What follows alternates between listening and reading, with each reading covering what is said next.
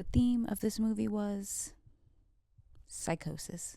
Welcome back to Christina Watches Movies. I'm Christina, and I realized that I have filmed and released 2 videos and have yet to say Happy New Year. So, Happy New Year, unless you live in the US, and in that case, has there been a Happy New Year yet? That's still to be seen. I hope you all had a wonderful and safe holiday. Now that that's out of the way, let's get into 28 years later, Bone Temple. Full disclosure, I really didn't care for its predecessor 28 years later. You need to leave! I didn't like the way it was shot at some points, and I definitely didn't like some of the creative decisions made that I felt were completely unnecessary. Don't even get me started on the Power Rangers that appeared at the very end of the movie. And a lot of you were bullying people on TikTok for not liking the movie, making it seem like 28 years later was this like complex art house movie that if you didn't like, you were just a dum-dum who didn't get it. Be serious. However, once I saw that Nia DaCosta was directing this one, I had to support. If you don't know who Nia DaCosta is a writer-director who was born in Brooklyn, New York and grew up in Harlem.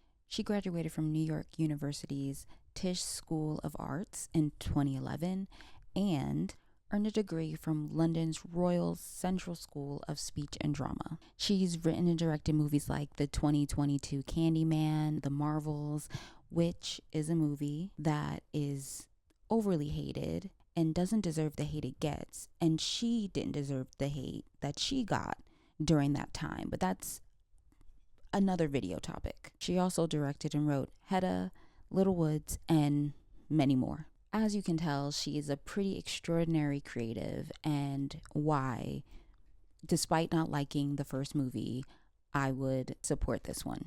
With all that being said, I only liked Bone Temple a little bit more than I liked 28 years later.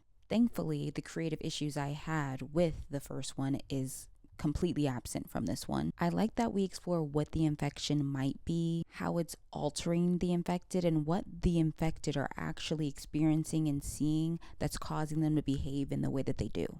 Part of the movie focuses on Jimmy and his demented crew of Power Rangers as Spike is forced to join this extremely violent group. The other is spent with Dr. Kelson and his growing attachment to the alpha infected that he has named Samson. I do appreciate that there is some time spent humanizing Samson as we understand more about the infected. The movie almost presents a sort of duality as we see these 2 separate storylines progress until they finally come together.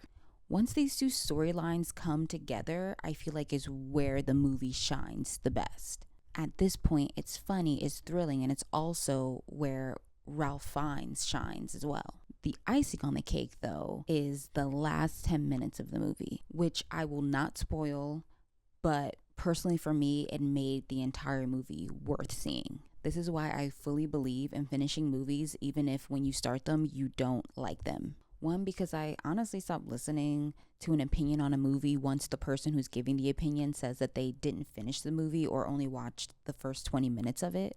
And 2, because you never know how that last 20 minutes or so may change your opinion on the film as a whole. If you saw the movie, let me know what you thought down below. And if you like this video, be sure to like and subscribe if you want to see more. Until next time, bye.